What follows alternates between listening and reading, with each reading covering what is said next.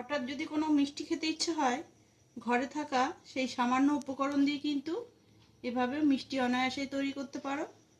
দেখবে তোমার সাথে সাথে কিন্তু পরিবারের সবারও খুব ভালো লাগবে। সিক্রেট কুকিং ডায়েরি রান্নাঘরে আজ যে রেসিপিটি তৈরি হবে তা কিন্তু আগে কারোরই কখনোই জানা ছিল না। চিন্তা করার কিছু নেই, আমি কাকুলি তোমাদের জন্য নিয়ে এসেছি এমন একটি ইউনিক রেসিপি যা দেখলে কিন্তু অবাক তো হবেই, সাথে এটাও ভাববে যে আগে কেন তৈরি হয়নি। চলো তাহলে কি তৈরি করি একসাথে দেখে নিই, আর ভিডিওটা প্রথম থেকে শেষ পর্যন্ত সাথে থেকো।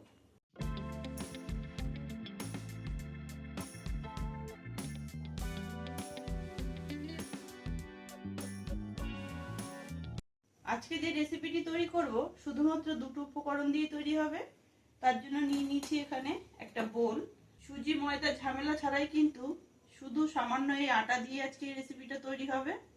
দিয়ে দিচ্ছি এখানে এক বাটি আটা, পরিমাণটা কম বা বেশি করে নিও। আটার একটা গন্ধ আছে, সেই গন্ধটা যাতে না আসে তার জন্য এখানে দিয়ে দিচ্ছি দুটো এলাচের দানা, একটু আমি ডলে নিয়েছি সেটাই। দিয়ে দিচ্ছি 2 পিঞ্চ মতো বেকিং পাউডার, আর বেকিং পাউডারের থেকেও কমে দিয়ে দিচ্ছি বেকিং সোডা। আটার মধ্যে দিয়ে দিচ্ছি এবার গুঁড়ো আমল দুধ, এর টেস্টটা একটু বাড়িয়ে দেবে, তার জন্য 2 চামচ মতো দেব, বেশি বা কম তোমরা করে নিও, তবে দুধের পরিমাণটা বেশি দিলে কোনো অসুবিধা নেই। দিয়ে দিচ্ছি 2 চামচ মতো। এবার সব উপকরণগুলো কিন্তু আটার সাথে খুব ভালোভাবে মিশিয়ে নিচ্ছি। আর বলে রাখি, এই আটা কিন্তু দুধের সাথে জল দিয়েও তোমরা মাখতে পারো, আবার লিকুইড দুধ দিয়েও মাখতে পারো, যার কাছে যেটা থাকবে সেটা দিয়ে মেখে নিতে পারো। খুব ভালোভাবে মেশানো হয়ে গেছে, এবার দিয়ে দিচ্ছি লিকুইড দুধ। একটু চিটচিটে করেই মাখবো।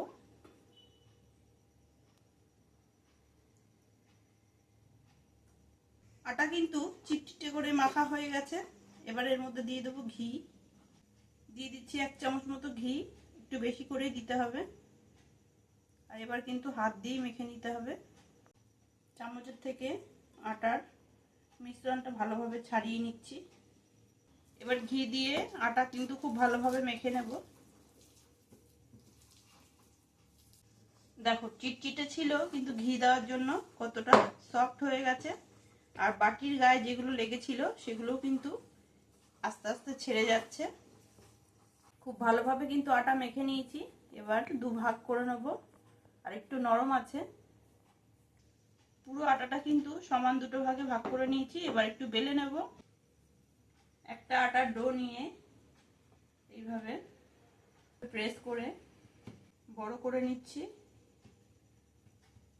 বেলনের দরকার পড়বে না, এরকম পাতলা করে কিন্তু হাত দিয়ে প্রেস করে করে বড় করে নিলাম। তোমরা চাইলে বেলন দিয়েও বেলে নিতে পারো, কিন্তু আটা এত সুন্দর মাখা হয়েছে যে হাত দিয়ে এইভাবে প্রেস করলে একদম পুরো গোল হয়ে রুটির মতো হয়ে গেছে।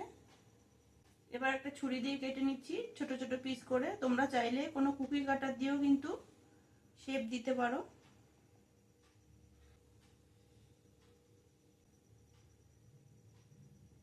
লম্বা লম্বি কাটা হয়ে গেছে, এবার কিন্তু এইভাবে চৌকো করে কেটে নিচ্ছি, ঠিক এরকম পিস পিস করে। এবার ওপর থেকে একটু ময়দা ছিটিয়ে দিচ্ছি, আর এইভাবে করে কিন্তু 2 কোণা মুড়ে দিয়ে এই পাশে আবার একটা কোণা মুড়ে দিচ্ছি, আবারও 2টো কোণা মুড়ে এই পাশে কোণা মুড়ে দিলাম। এভাবে কিন্তু সব মিষ্টিগুলো শেপ দিয়ে নেব। শেপটা যে যার পছন্দ মতোই দিও। এপাশে কিন্তু এরকম ছোট্ট ছোট্ট করে ত্রিকোণ আকারের মিষ্টি শেপ দিয়ে নিয়েছি, একটু অন্যরকম দেখতে লাগবে। তোমরা তোমাদের পছন্দ মতো শেপ দিয়ে নিও। এপাশে মিষ্টিগুলো ভাজার জন্য কড়াতে তেল বসিয়ে দিয়েছি, আর তেলটা কিন্তু একদম সামান্য উষ্ণ গরম হলেই কিন্তু এই মিষ্টিগুলো দিয়ে দেবো। তেলটা ঠিক এমন গরম হতে হবে যেন এরকম আঙুল চুবিয়ে রাখা যায়। দেখো তাপটা তো লাগছে, কিন্তু আঙুলটা রাখা যাচ্ছে। আর এই অবস্থায় কিন্তু আমি এই মিষ্টিগুলো এর মধ্যে ছেড়ে দিচ্ছি। এক এক করে দিয়ে দিচ্ছি, সব একবারে দেবো না। যখন দেখবে তেলটা গরম হয়ে আসছে তখন কিন্তু এই মিষ্টিগুলো একা একাই তার নিজের জায়গা বদল করবে। মিষ্টিগুলো দেখো হালকা কিন্তু কালার ধরে এসছে, আর কতটা সুন্দর লাগছে দেখতে। একটু কিন্তু ফুলেও গেছে। আর একটু লাল লাল করে ভেজে নেব। খুব ভালোভাবে কিন্তু লাল করে ভেজে নিয়েছি। এবার তেল থেকে তুলে নিচ্ছি। এর বেশি আর লাল করব না। আর রান্না হওয়ার পরেও কিন্তু এর যে গরমটা থাকে তাতে কিন্তু আরও একটু কুক হয়।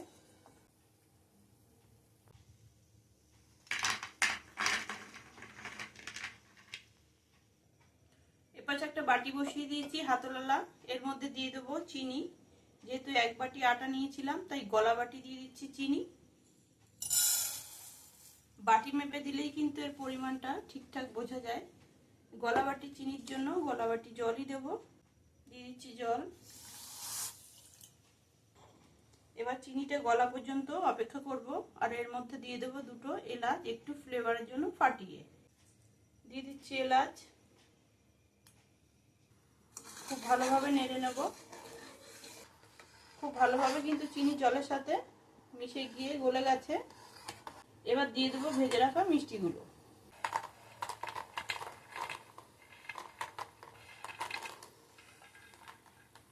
এবার একটু নাড়াচাড়া করে 15 থেকে 20 মিনিট ঢেকে রেখে দেব।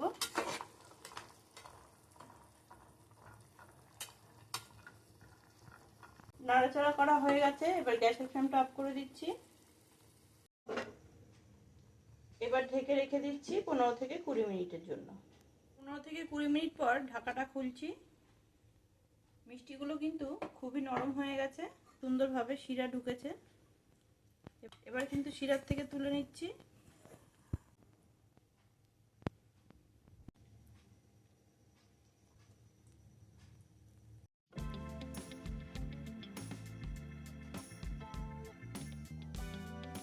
একটা তোমাদের ভেঙে দেখাচ্ছি কতটা রসালো হয়েছে। দেখো গরম আছে যদিও, তবুও দেখো অনায়াসেই কিন্তু একদম খুব ভালোভাবেই ভেঙে গেল। আর ভেতরটা কিন্তু একদম খুবই জুসি। প্রতিটা মিষ্টি কিন্তু এরকমই হয়েছে, খেতেও অসম্ভব ভালো হয়। ঘরে থাকা সামান্য একটা বাটা বা 1 বাটি আটা দিয়ে কিন্তু এত সুন্দর মিষ্টি রেসিপি তৈরি করা যায়। আশা করছি তোমাদের ভিডিওটা ভালো লেগেছে। ভালো লাগলে অবশ্যই কিন্তু লাইক করো, কমেন্ট করো আর শেয়ার করে দিও। সিক্রেট কুকিং ডায়েরি চ্যানেলটি সাবস্ক্রাইব করে রেখো এরকমই মজাদার রেসিপি পাওয়ার জন্য। দেখা হচ্ছে তোমাদের সাথে নেক্সট